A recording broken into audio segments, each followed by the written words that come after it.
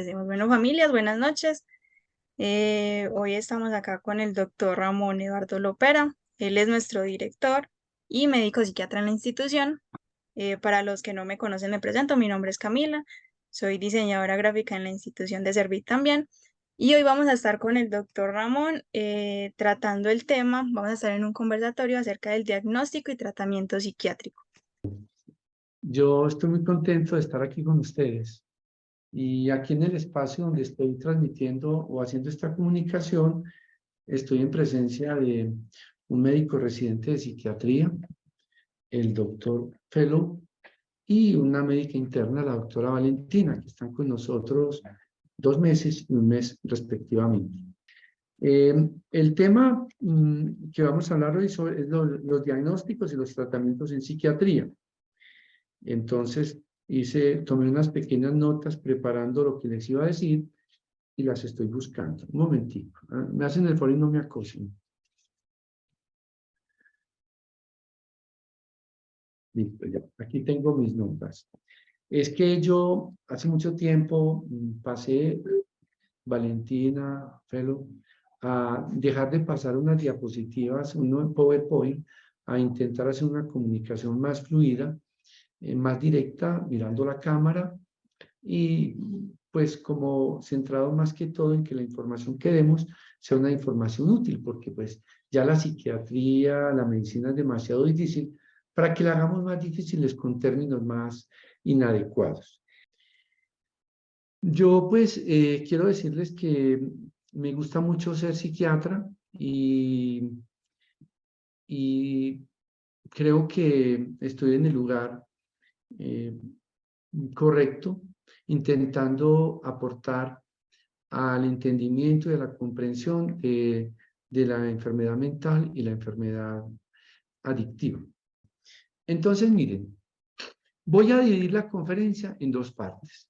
La primera parte es que voy a hablar de diagnóstico y la segunda parte voy a hablar de tratamiento. Lo primero es que cuando hablamos de diagnósticos en psiquiatría, es decirles a ustedes que desafortunadamente no existen pruebas objetivas que me permitan hacer un diagnóstico. Cuando una persona tiene un cáncer, la prueba objetiva es que además de las manifestaciones clínicas, la persona tiene una biopsia que la lee un patólogo y muestra unas células anormales. Entonces el diagnóstico tiene una causa, o sea, eso es objetivo. Algo objetivo, por ejemplo, es que una persona tiene un trauma encefalocraneano y hay una hemorragia en el cerebro. Se toma un TAC o una resonancia nuclear magnética de cerebro y se ve la hemorragia. Eso es objetivo.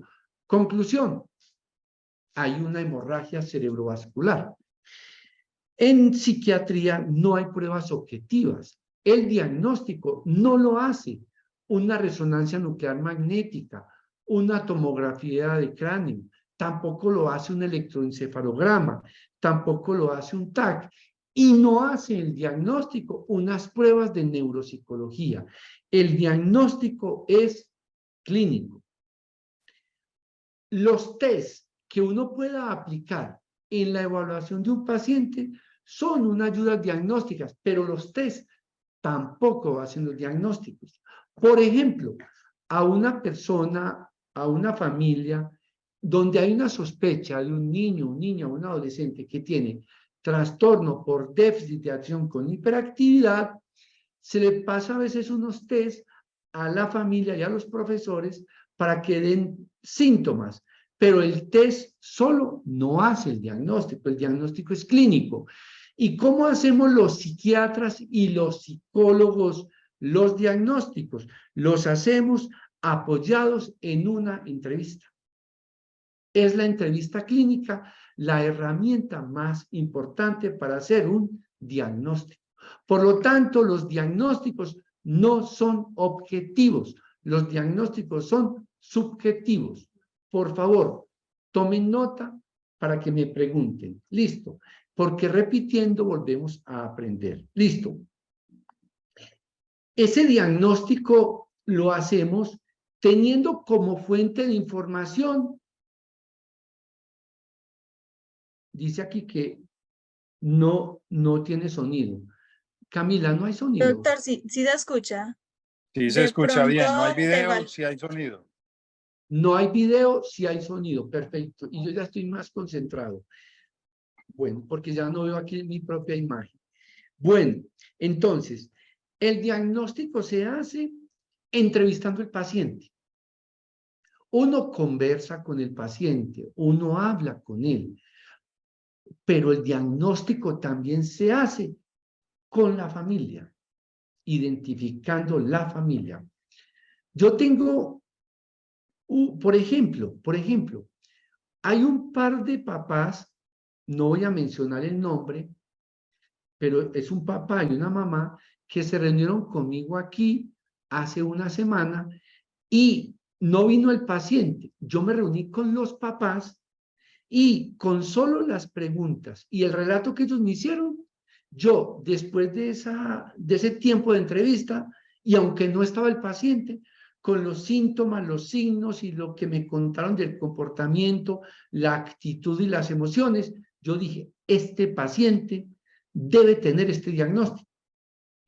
Y luego vino el paciente aquí y entrevisté al paciente, volví a preguntarle a la familia y fue muy interesante ver que lo que yo había pensado es lo mismo que yo identifico, y tuve un médico residente de psiquiatría segundo año que ayer tuvo la oportunidad también de ver el paciente y él, viendo el paciente, viendo la familia aquí, pudo identificar el mismo diagnóstico, ¿cierto? Pero todo es clínico. ¿Está clara esta idea? Levánteme. Camila, ¿usted me la entiende? Si usted me lo entiende, usted que no ha estudiado esto, todo me lo entiende. Sí, todo Sí, claro. señor, todo claro. Entonces, la entrevista se hace con el paciente, con la familia, con la fuente. Yo puedo hacer un diagnóstico de un paciente con una esquizofrenia solo con el relato que me hace un ser querido, un acudiente, alguien que lo conoce, sin ver el paciente, y ahí me doy cuenta lo que puede estarle pasando al paciente. Listo. Entonces, es el paciente, es el informante. Entonces, es muy importante que ustedes sepan que cuando en psiquiatría nosotros hacemos un diagnóstico, no hacemos un diagnóstico con un 100% de seguridad,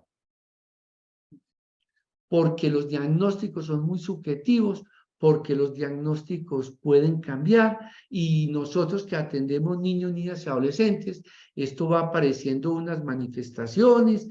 Por ejemplo, un niño hiperactivo con déficit de atención puede tener primero ese diagnóstico, puede aparecer como posicionista desafiante, después aparecen manifestaciones conductuales, y el diagnóstico depende mucho del observador. Entonces, si yo tengo un paciente y tengo 5 psiquiatras, pudiéramos tener alguna coordinación, pero puede haber también algo de descoordinación. Espero que no se confundan con esto que les estoy diciendo, pero yo quiero que tengan en cuenta que cuando uno hace un diagnóstico, uno tiene que pensar en la evolución natural de la enfermedad. Y para explicar la evolución natural de la enfermedad, yo quisiera traer un ejemplo, y voy a decirlo. Valentina es una adolescente de 12 años que llega a mi consultorio de medicina general y me dice, doctor Ramón, yo tengo dolor de garganta. Entonces el doctor Ramón le pregunta muchas cosas y no encuentra sino el dolor de garganta, y yo le mando acetaminofén, porque yo pienso que puede ser una faringitis. Pero la paciente Valentina de 12 años va mañana donde otro doctor, y a ese otro doctor le dice, vea, yo ayer tuve dolor de garganta, hoy tengo congestión en la nariz, malestar general, tengo fiebre, ya no me provoca comer. Entonces ese doctor le dice, bueno, eso puede ser una faringitis o una gripa, pero si tiene mucha fiebre puede ser una infección bacteriana. Ese otro doctor dice, no, entonces le voy a mandar, por ejemplo, otro medicamento. Listo.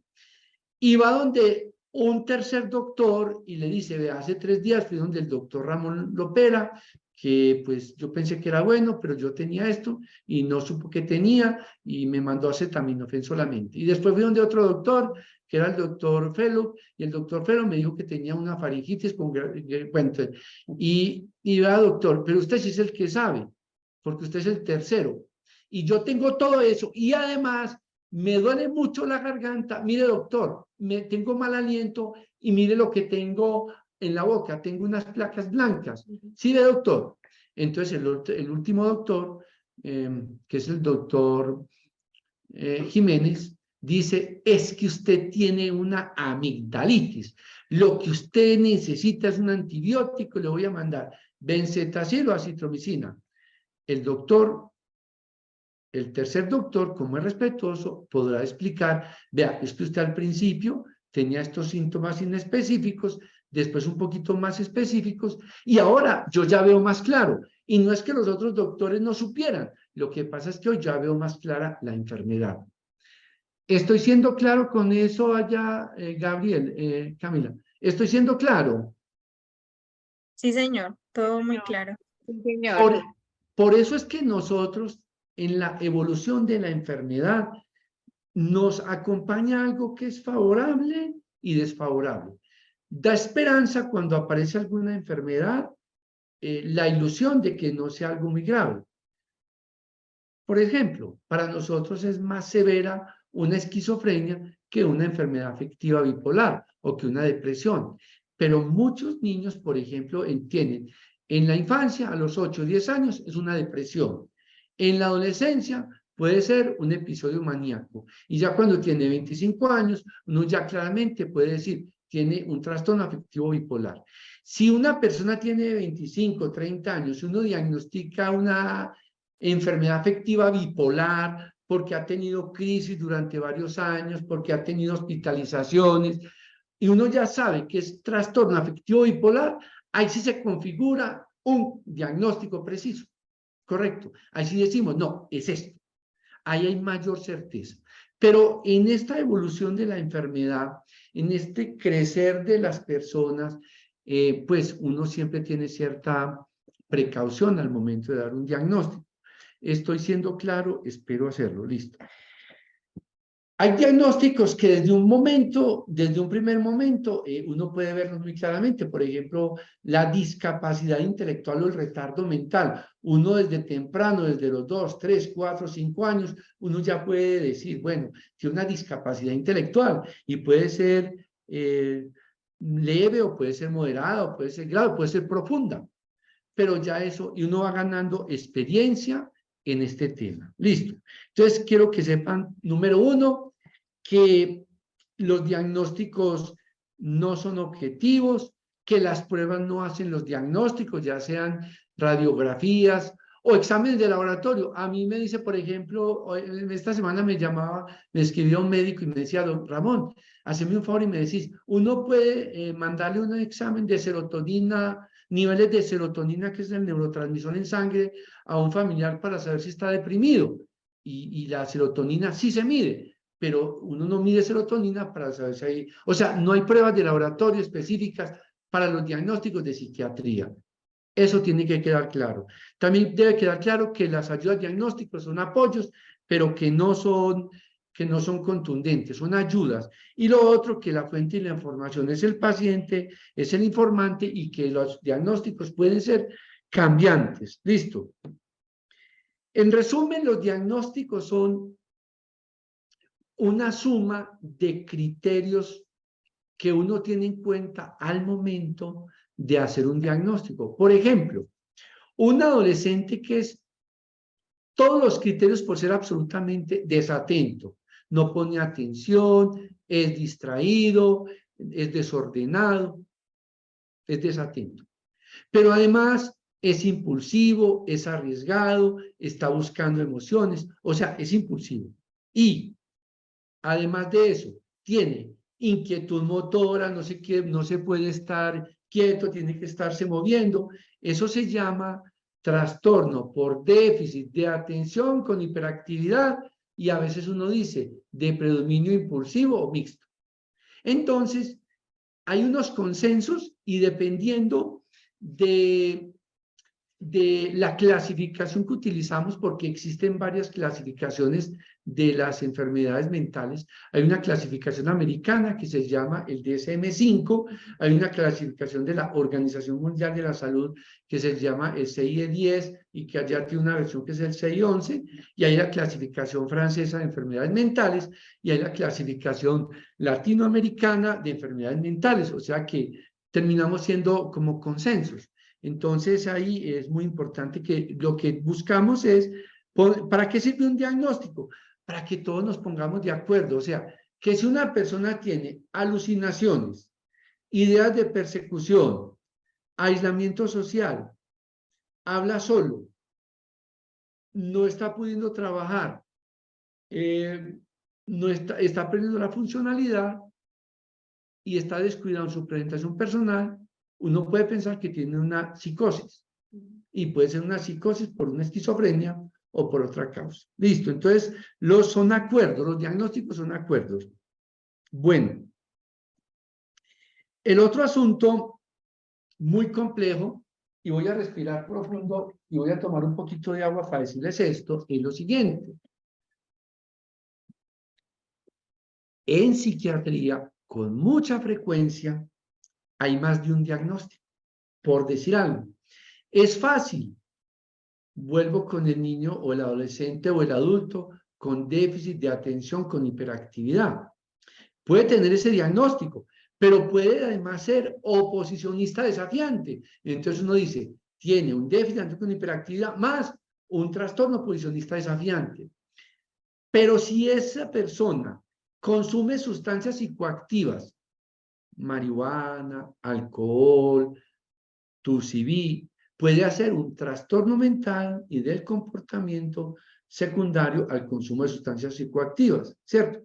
Entonces, o una psicosis, o entonces puede tener varios diagnósticos. O puede tener un trastorno de la personalidad.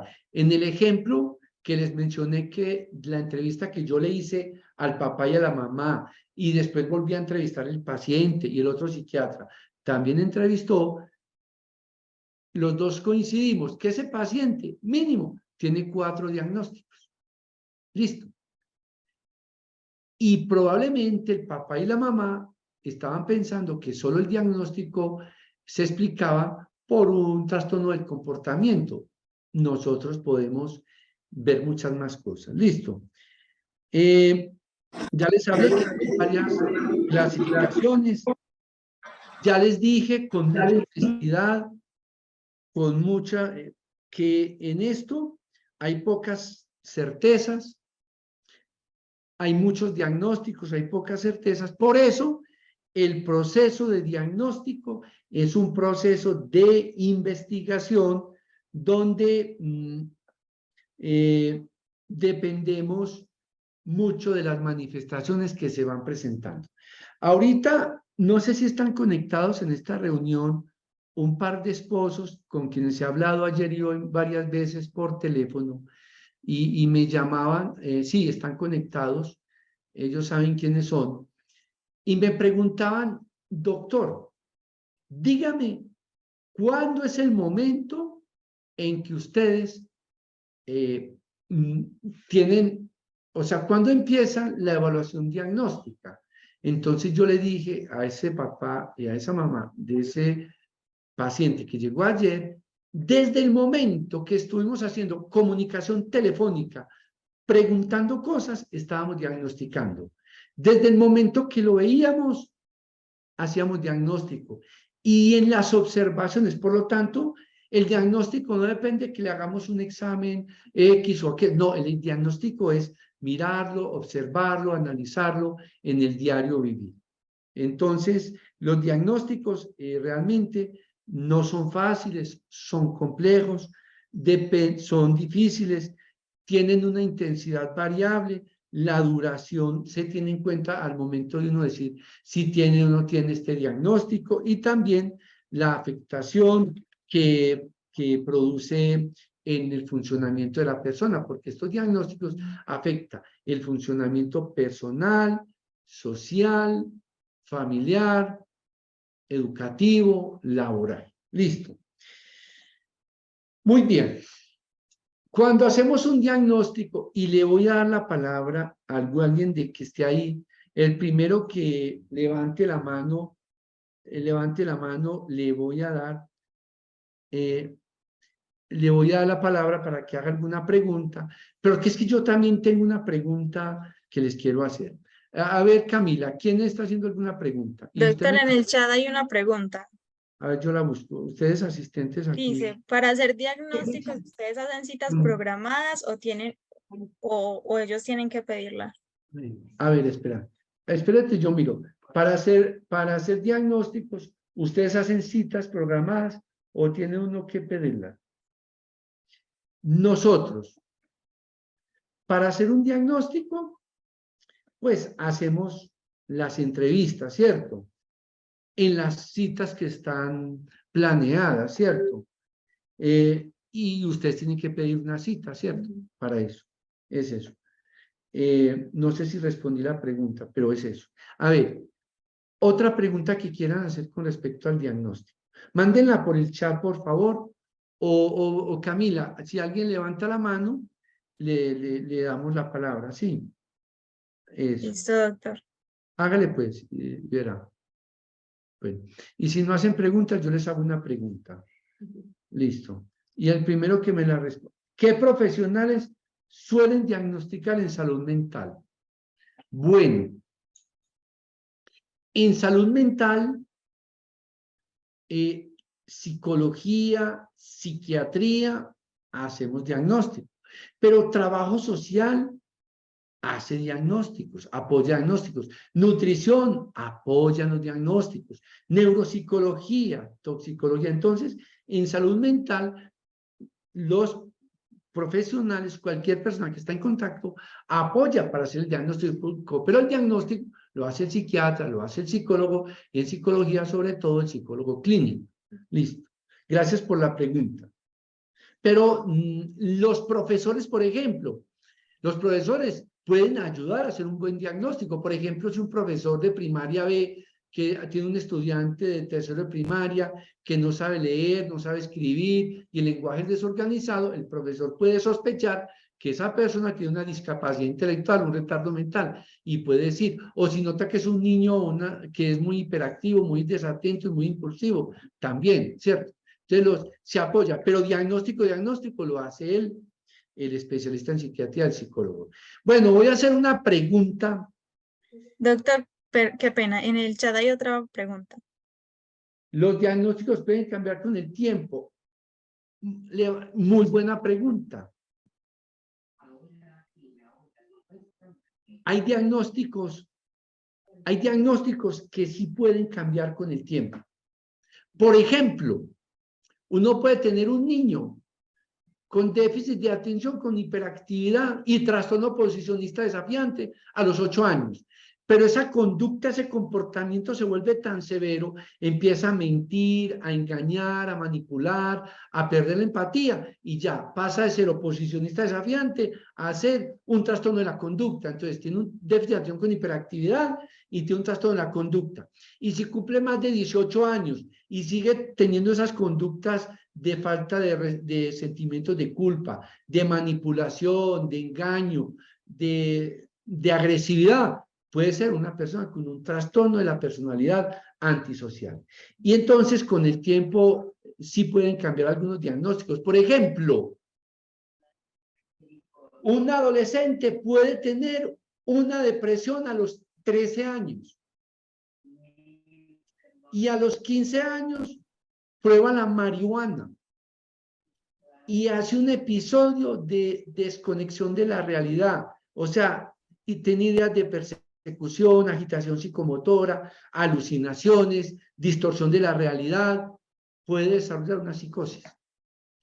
Pero esa psicosis, si es producida por la sustancia, es una psicosis producida por la sustancia, o sea, la llamamos psicosis exotóxica. Pero si esa psicosis se prolonga más de un mes, uno pudiera estar pensando que está desarrollando un trastorno esquizofreniforme, pero si tiene más de 6 meses, uno puede pensar que tiene una esquizofrenia. Listo, pero no es solamente eso, sino sumando muchas cosas. Correcto, entonces los diagnósticos son así. Entonces sí pueden cambiar con el tiempo. Y como les digo, los diagnósticos dependen mucho del observador y por eso los diagnósticos no son fáciles de hacer. Listo. Doctor, Mariana tiene la mano levantada y hay otras dos preguntas en el chat. Diana, pregunta por favor. Buenas noches, ¿cómo están? Muchas gracias por darme la palabra. En el caso de un muchacho de 39 años con retardo mental, con trastorno del comportamiento y con hiperactividad, la pregunta mía, yo siempre me he hecho esa pregunta, qué bueno este espacio, doctor, que usted de pronto me aclare un poquito, porque yo lo llevaba a consulta al OMO, ¿cierto? Que es la atención en salud de Sabia Salud, y solamente había ese lugar, y allá los especialistas siempre decían, el uno decía que tenía esquizofrenia paranoide, el otro le diagnosticaba trastorno afectivo bipolar, y el otro le diagnosticaba una psicosis, pero también se decía que era para que le entregaran el medicamento. Entonces, eso es posible y ya llegó donde ustedes, pues eso es posible, pues como pregunta, y ya llegó donde ustedes y ya ustedes dijeron que después de, pues, del diagnóstico clínico que ustedes hacen tan profesional, dicen que es una persona con retardo mental grave y que tiene una hiperactividad y que tiene un trastorno del comportamiento. O sea, es muy difícil que los diagnósticos como los que ya le mencioné desaparezcan en el tiempo. ¿Cierto que sí, doctor? Pues Mariana, muchas muchas gracias. gracias por tu pregunta. Mm, Hay veces que uno, para justificar algún medicamento, tiene que poner un diagnóstico que se llama esquizofrenia, para que le puedan formular risperidona o paliperidona. Pero no es que tenga esa enfermedad. Con respecto al paciente de 39 años que le han diagnosticado un retardo mental o una discapacidad intelectual grave, yo les quiero decir que hay discapacidad intelectual leve, moderada, grave y profunda. Pero esos a su vez tienen un apellido. Puede ser con o sin alteraciones del comportamiento. Cuando es sin alteración del comportamiento es solo la discapacidad o el retardo mental sencillo. Pero cuando es con deterioro del comportamiento significativo que requiere atención o tratamiento, entonces a veces a uno se le confunde con un trastorno por déficit con hiperactividad o con una esquizofrenia o con un trastorno afectivo bipolar. Pero entonces, a veces, como les decía, el diagnóstico depende del observador y tener un buen diagnóstico es muy importante y nosotros sí apuntamos a hacer un diagnóstico lo más acorde a lo que observamos aquí y ahora. Si una persona ya lleva 10 años o 5 años o 15 años consultando por algunas manifestaciones, entonces uno ya, después de cierto tiempo de la enfermedad, uno ya tiene más claro un diagnóstico, por ejemplo, de una esquizofrenia, un trastorno afectivo bipolar o en fin, muchos diagnósticos o una discapacidad, pero cuando las enfermedades apenas están brotando, pues realmente a veces no es fácil de hacerlo, pero cuando se configura un diagnóstico, puede que haya diferencias y no tan grandes. Mariana, espero haberte colaborado, pero que también sepas que hay muchos diagnósticos que se han estado poniendo es por razones de tipo administrativo. Y a nosotros nos interesa mucho que cualquiera que sea el diagnóstico, a quién servir, por favor, que el equipo de psiquiatría que está a cargo del paciente, psicología y todos los profesionales que estamos acá, les ayude para que tengan más claridad frente al diagnóstico. Muchas gracias. ¿Quién más tiene la mano levantada? Van Doctor, 60. tenemos cuatro preguntas en el chat. Ah, bueno. Bueno, dice aquí, cuando usted habla de trastornos de hiperactividad y trastorno por por consumo es patología dual. Sí, sí. Si uno tiene una persona que tiene un trastorno por déficit de atención con hiperactividad y además tiene un trastorno por uso de sustancias, por ejemplo, porque usa marihuana o cocaína, eso se llama patología dual, ¿cierto? ¿Cómo se dice? Patología dual, ¿cierto? Dos. Entonces, y cuando uno tiene un hijo, una hija, con un déficit de atención con hiperactividad e impulsividad, el papá, la mamá debe saber que tiene más riesgo de desarrollar una patología adictiva, o sea, una patología dual. Y esa patología dual es más difícil de tratar que una patología solo. No es lo mismo tratar un adicto sin otra patología que con dos patologías. Gracias por la pregunta. Listo. Algunos diagnósticos aparecen en la persona desde el punto de vista genético o son por influencia de su entorno. Muy buena pregunta. Nosotros tenemos una carga genética que nos predispone a padecer alguna enfermedad mental. El 50% de la herencia nos puede dar una enfermedad mental, pero hay un 50% de la enfermedad mental que se produce por factores ambientales. Y les voy a poner un ejemplo muy claro. Yo tengo en mi familia tíos, tías, primos con enfermedad bipolar y con esquizofrenia. Yo no he desarrollado esa enfermedad, seguramente porque no tuve factores ambientales que desencadenaran mi enfermedad. Hay un grupo de personas que tienen un riesgo genético, por ejemplo, de que tienen un gen que si consumen marihuana desarrollan una psicosis. Ese está presente en el 1% de la población. Entonces, si tiene ese gen y fuma marihuana, puede desarrollar una psicosis. Entonces, yo no recuerdo el nombre del gen, pero la verdad, yo no he probado la marihuana y pues me da mucho susto porque si pruebo la marihuana y tengo el gen, me puedo volver psicótico y me puedo salir de la realidad. Entonces le tengo mucho miedo a la enfermedad mental y más a la psicosis y más con esa genética tan brava que tengo. Gracias por la pregunta.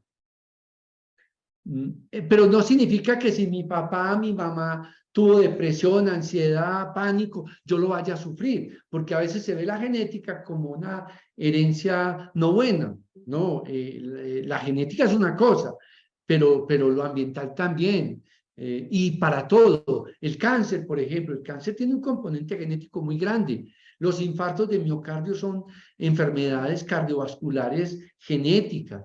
Pero si uno se cuida, si hace ejercicio, se alimenta sanamente, puede disminuir el factor de riesgo. ¿Qué hace que una persona tratada con trastorno desafiante opositor pueda desarrollar esquizofrenia? Es que al principio, algunos de esos niños aquí sí que son hiperactivos, hiperkinéticos, desorganizados, pueden tener ese diagnóstico, pero en la adolescencia es cuando aparece la psicosis o esquizofrenia y hay fenómenos que tienen que ver con la configuración del cerebro que se producen en la adolescencia y hay muchas causas desconocidas de la esquizofrenia. Entonces, y no significa que el que tiene oposición está desafiante vaya a desarrollar una esquizofrenia. Pero entonces, por eso es muy importante uno, cuando ve un adulto, revisa desde temprano la historia del crecimiento y desarrollo.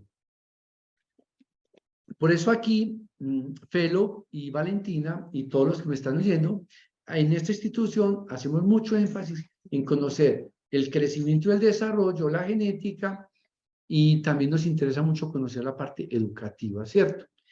Bueno, que si la adicción va ligada a una enfermedad mental. Bueno, la mayoría de las veces la adicción va ligada a una enfermedad mental. La mayoría, pero hay personas que uno no les puede encontrar una enfermedad mental propiamente, pero la mayoría sí. Cosas tan sencillas como, por ejemplo, una simple ansiedad. Una ansiedad puede hacer que la persona tome licor, pues para calmar esa ansiedad, o tiene fobia social, se toma un aguardientico, se siente más desinhibido y entonces ya desarrolla adicción al licor, hace un alcoholismo, pero era más la fobia social o el pánico que tenía. ¿Sí? Bueno, la pregunta que les voy a hacer a ustedes, y vamos a ver quién me responde. Una persona bien arriesgada que nos diga, cuando nosotros, ustedes han escuchado hablar que nosotros en psiquiatría siempre decimos trastorno, trastorno. Entonces, ustedes, yo quiero que me digan a ustedes qué les parece esa palabra. ¿Les parece bonita? ¿Les parece fea? ¿Les parece horrible? Que, bueno, ¿quién se quiere arriesgar?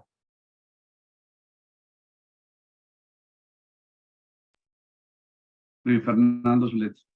A ver, Luis Fernando.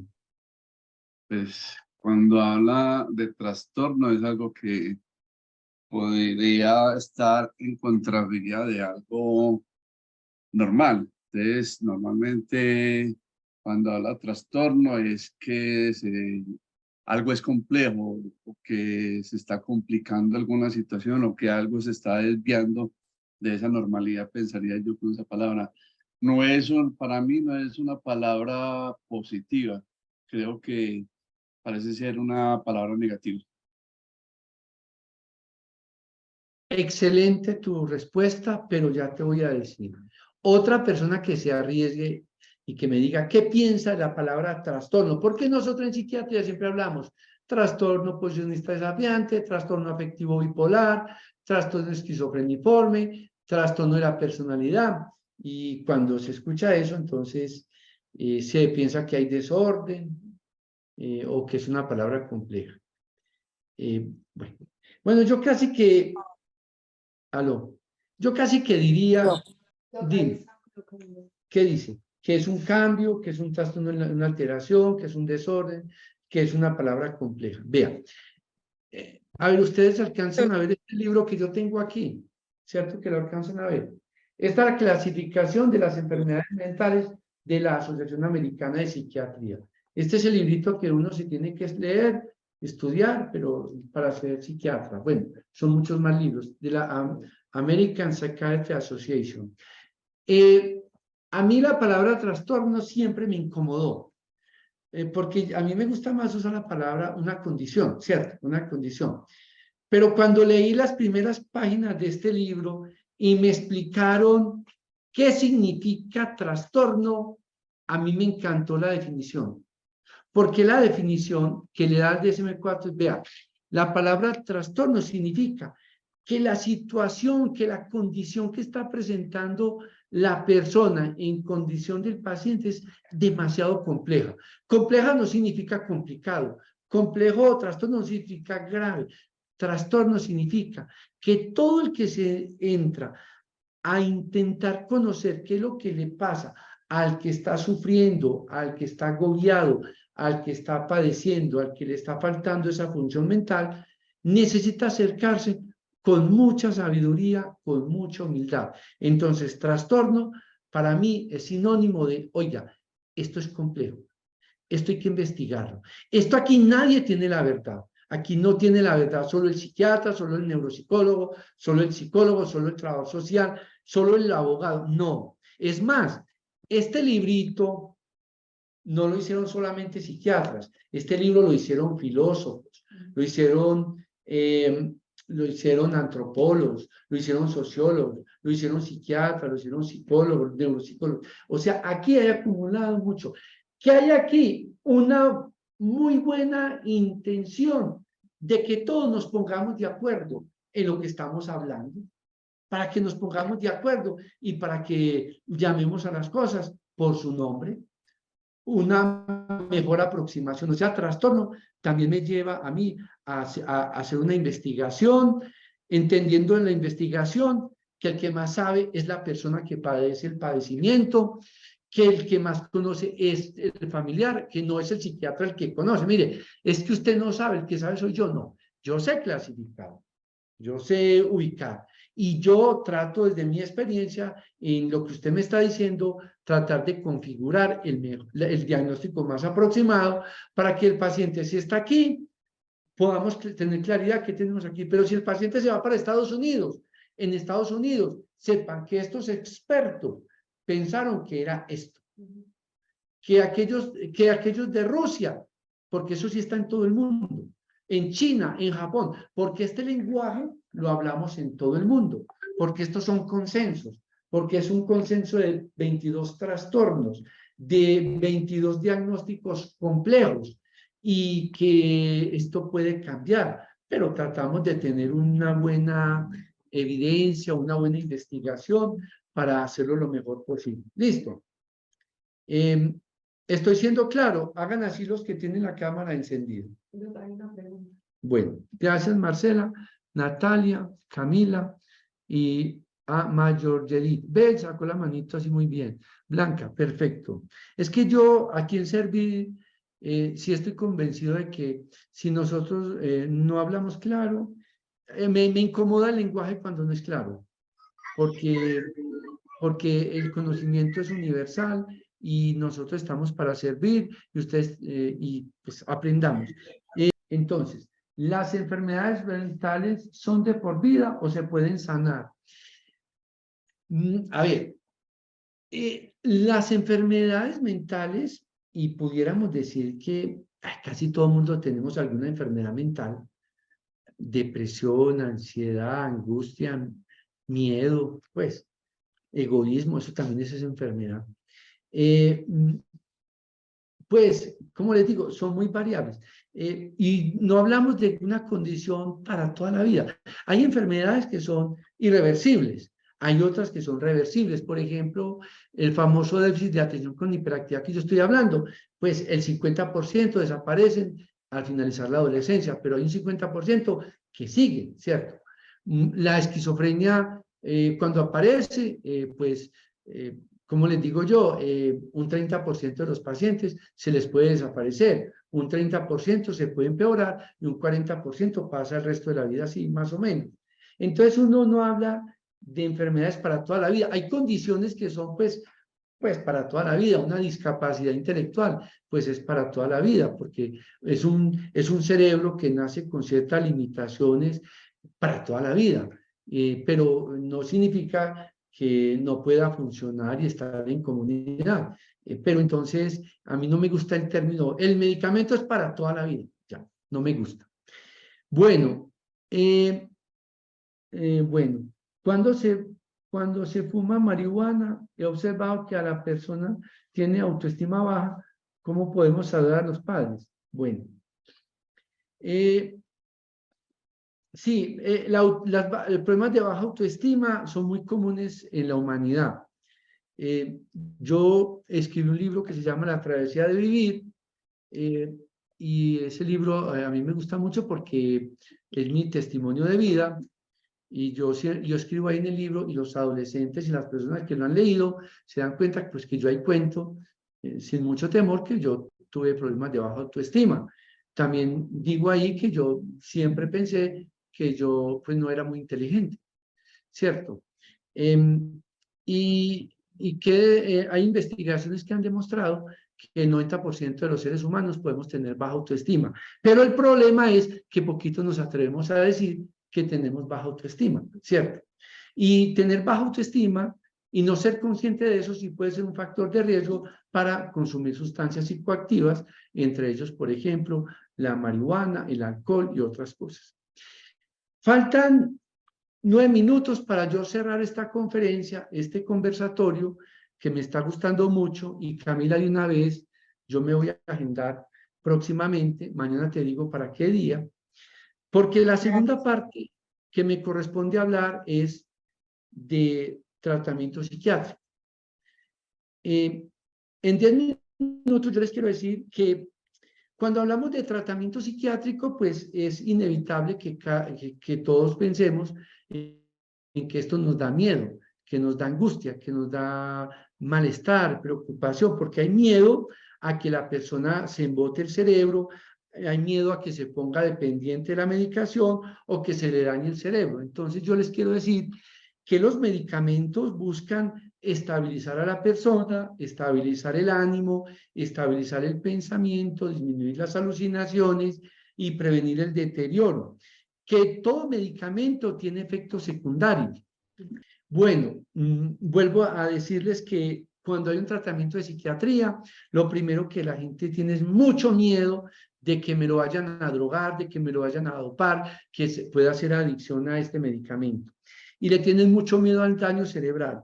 y a los efectos secundarios. Y yo les quiero decir que realmente todos los medicamentos tienen efectos secundarios. La aspirina es muy buena para el dolor de cabeza, pero si uno toma mucha aspirina le da gastritis y le puede dar una úlcera. El acetaminofén es muy bueno también para el dolor de estómago, para algún dolor de cabeza, sirve el acetaminofén, pero puede uno hacer un daño hepático.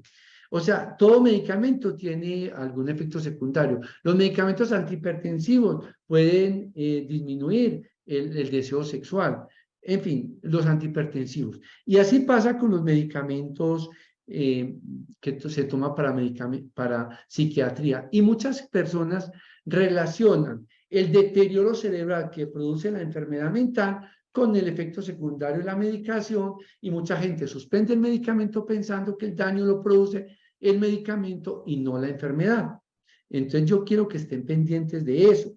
Y nosotros aquí en Servir Salud Integral lo que queremos es usar la mínima dosis de medicamento necesaria, pero sí necesitamos actuar con contundencia para contrarrestar los síntomas que están aquejando y produciendo malestar y sufrimiento. El tratamiento farmacológico que nosotros hacemos es flexible.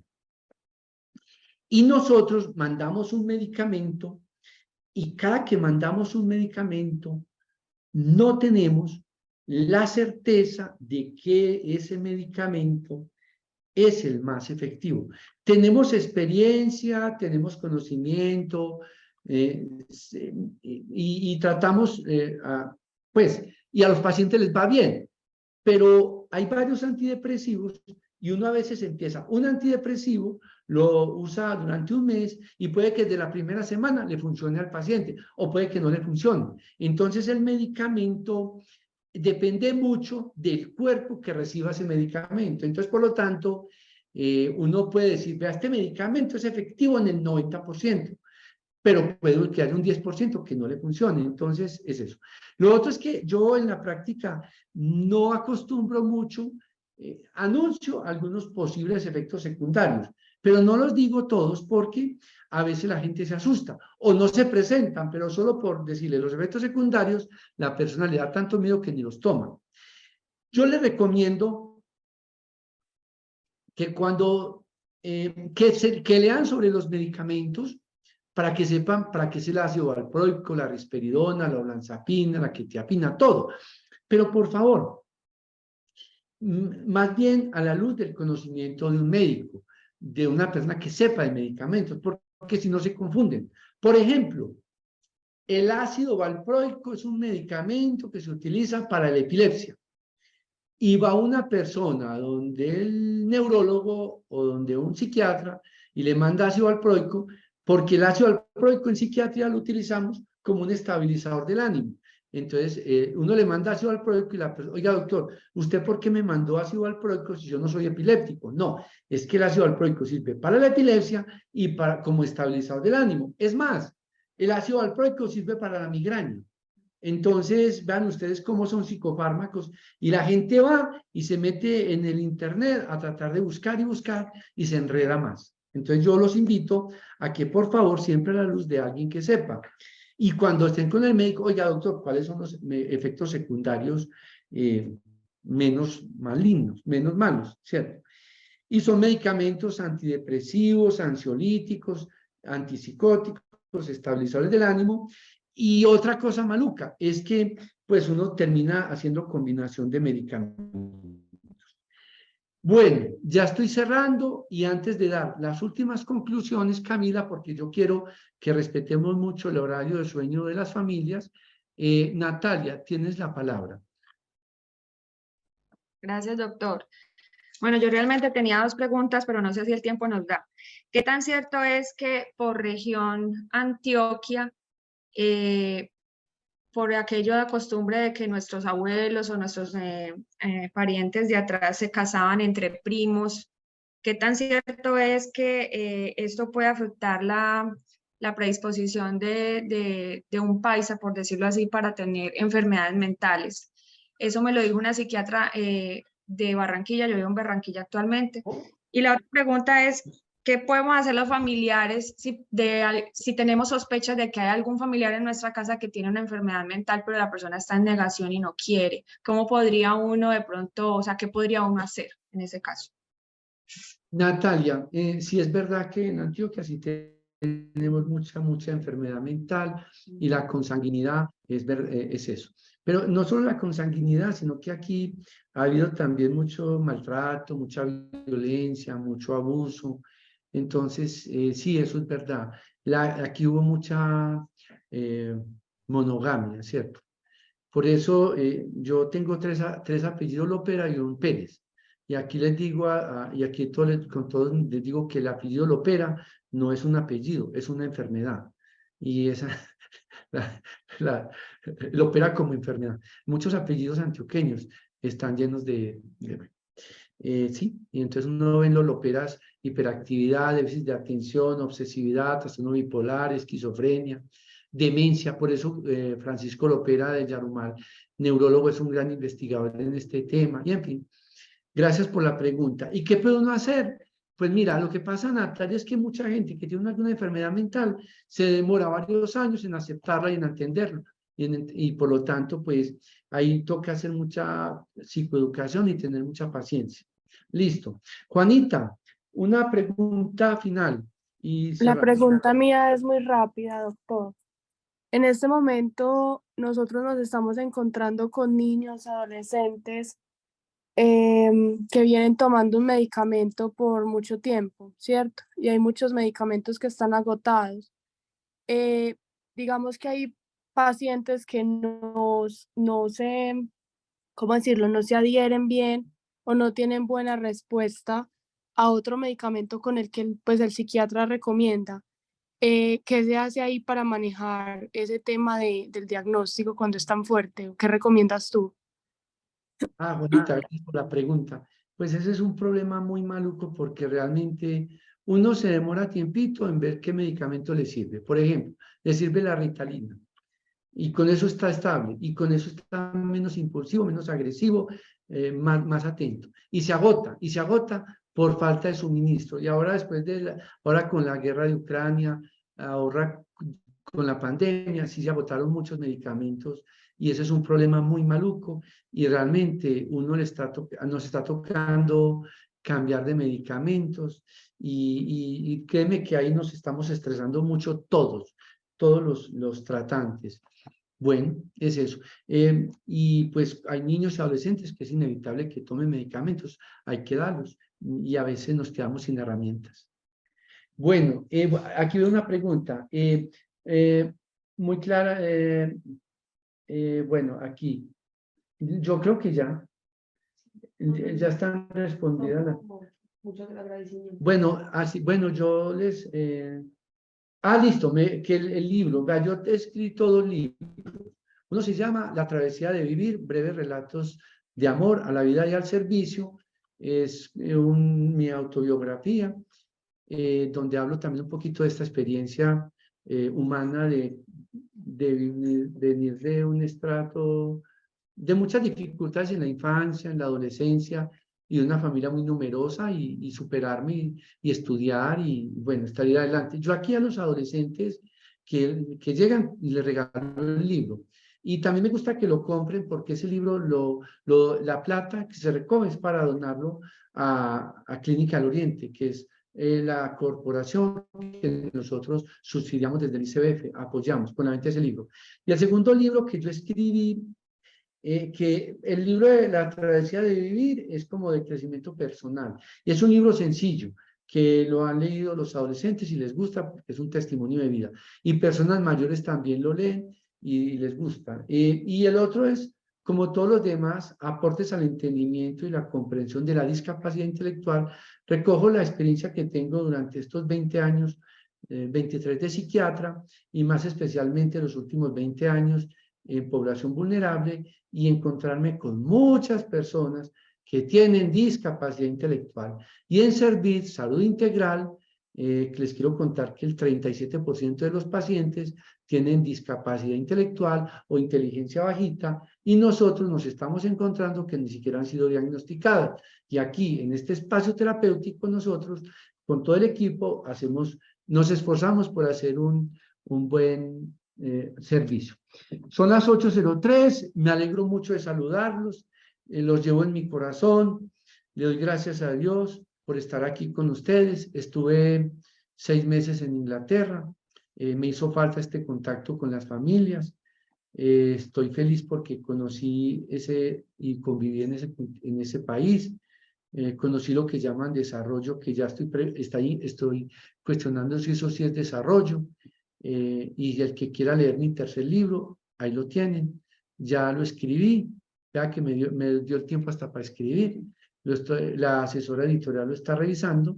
Yo empecé como un documento, pero creo que va a ser un libro y muy interesante de lo que uno siente como colombiano, de ir allá y enfrentar esta realidad. Y también ese relato como un hombre de 56 años que pensaba que no podía aprender a hablar inglés, aprendí a hablar inglés. Entonces, pilas, mire, ya escribí el libro, ya tengo 2 hijos, ya sé hablar inglés, estoy feliz y estoy agradecido porque tengo la institución en salud mental que siempre quise tener, una institución donde lo más importante es la persona, es la familia, donde a sus hijos y a sus hijas los vemos como a todos, como nuestros hermanos, como nuestros amigos, como nuestros hijos, como nuestros padres. Y yo le digo a esto, no sé si Camila me ha escuchado, yo repito esto siempre, esta institución tiene que ser tan buena que si Dios no lo quiera, yo me llegue a enfermar, aquí me puedan atender con mucho respeto, con mucha dignidad. Les deseo una feliz noche y estamos en comunicación. Feliz noche. Feliz noche, muchas gracias, doctor. Chao, hasta luego. Muchas gracias, Feliz doctor. noche y muchísimas Hasta luego, gracias. familias, que estén muy bien.